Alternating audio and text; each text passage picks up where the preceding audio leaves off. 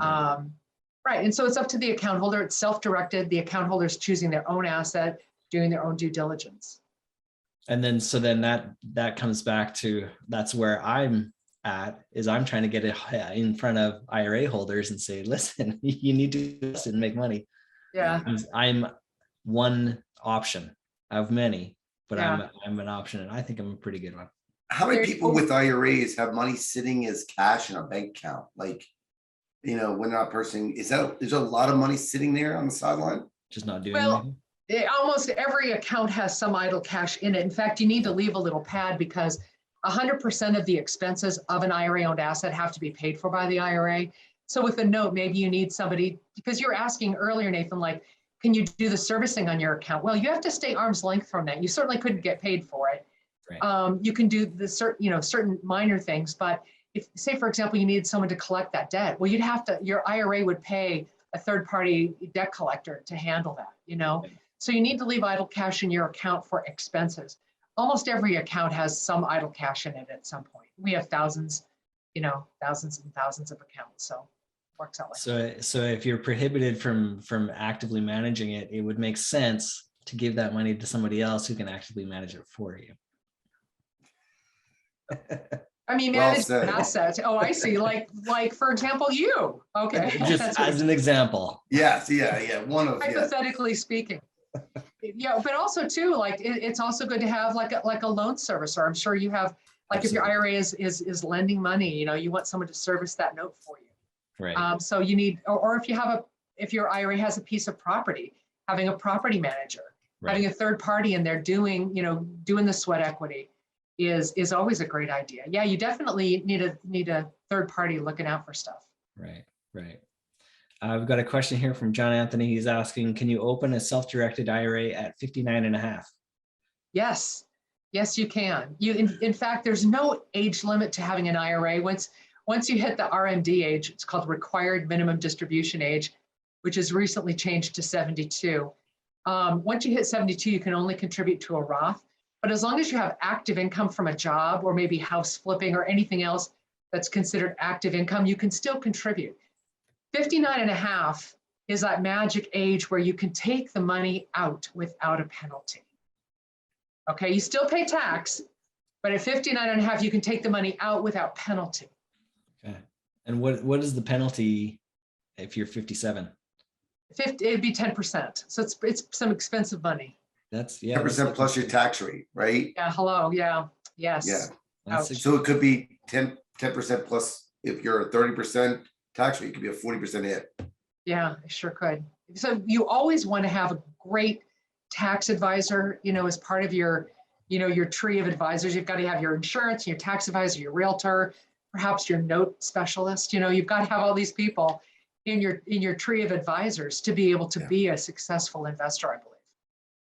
So just to let everyone know that we actually have all the IRA comparison chart. uDirect is on our comparison chart on our due diligence portal with the fee schedule as well. But you can also reach out to Kaaren direct. Kaaren, can you just tell them what your website is? Sure. It should be easy. Yeah, it's uDirectIRA.com, the letter U. And so you can just info us generally info@uDirectIRA.com. That's easy to remember. And if you want, we'll send you the list of non-recourse lenders. You ask us for a consultation. Hey, this is what I'm thinking of doing. Does this sound right for an IRA? How do I make that happen? Or, hey, I'm ready to open an account right now. Let's get this done. We're here to help. It's what we do all day. So you need active income and a social security number and $50 to get started. Yeah. Can you open one for your kids, even if they're not? You can. Yeah, yes, you can. Yeah. As long as your kids have active income. So your children have to have active income to contribute. Yeah. So they can work for your company. I went through this. It wasn't easy to do. They have to be a certain age in our state and everything else. But it's just difficult. But yeah, I mean, how great is that? If you can get a self-directed IRA for a kid who's younger, it's awesome. Yeah, or any IRA, even if it's in the stock market, you definitely, I got my kids started really young with a Roth. And so their money will grow tax-free. And later on, when they're my age, they'll thank me, Yeah, I think that's what a fantastic way to set them up for later in life. That's great. And what else? That's what we want for our kids, right? We want them to do well. So yeah, absolutely. Yeah. Oh, that's fantastic. So one of the questions was, what's the interest potential and stuff? So I'm presuming interest mean is that could you put this money in an interest-bearing account while you're waiting for a deal? Well, while you're waiting for a deal, it's going to earn kind of what the market rates are, a fraction of a percent. The idle cash does, pay the account holder a fraction of a percent. But no, it's really sitting there otherwise as idle cash. But the other thing is it's not at risk in the market. And that's great. There have been times we've had really big drops and our self-directed IRA account holders didn't experience a, one time 40% drop in the market back in was it 2008, it dropped 40%. So all the self-directed IRA people are like, yay, I have all the value of my cash. So you're not at risk in the market, and that's a good thing. And then you do earn a little percent on the uninvested cash. So one other question. Okay. Go ahead. Yeah. Was it, can you move over any time of the year? Or is there a certain period of time, like tax day, that then you can move it? Is it open window? Well, since it's April, we're getting hammered right now because people are, oh my gosh, I got to make my prior year contribution. And by the way, this year, you can make a prior year contribution up until April 18th. So you can make a contribution for 2021 up until April 18th. That has to be postmarked by that date or wired on that date, right? But yeah, no, there's no any day of the year, your IRA can be, can be created, funded, invested, as long as the banks are open and we can move money. That's really cool. And then how the income that you make inside your IRA, is that reported anywhere? How is that? Yeah, that's a great question. So if you take a withdrawal, we report it on what's called a 1099, right? And we tell the IRS, hey, this person had a taxable event.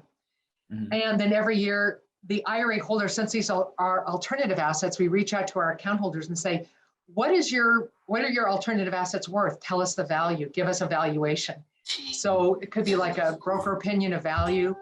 A lot of times with a note, it's pretty clear how much, the face value and what's owed. I mean, it's really easy usually to determine the value of a note. Precious metals, that's a market value. You can just Google that. But then we report that value on a form called a 5498 to the IRS. Okay. And we do the tax reporting and record keeping on the IRA accounts. The solo Ks, you're the trustee of your plan. So you and your tax person are filing if you need a 5500 easy or something. So lots of options of different things you can do with your IRA. Yeah, cool. Lots of options. Somebody asked, you mentioned about working income. They want to know, does that include like a W-2 income? It does. W-2 is money from an active job. Passive income is the opposite. So passive income would be, even note income is passive income because you're not out there sweating for it, sweat equity. Flipping houses is active income. I mean, your tax person can really break it down for you, but like Social Security income, retirement income is not active income. So active income from a job.